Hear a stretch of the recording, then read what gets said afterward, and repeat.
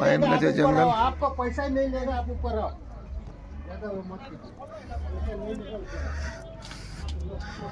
লামাহাট্টা ছোট্ট জায়গা, একটা স্পট বানিয়েছে দেখার জন্য দার্জিলিং থেকে গ্রামের দিকে। এই লামাহাট্টা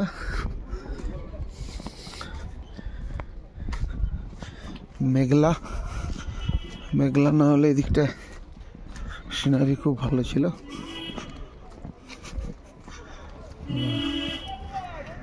মেঘলা এর জন্য মাঝে মাঝে রোদ উঠছে।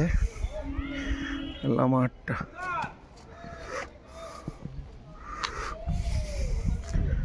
লং ভিউ দেখুন।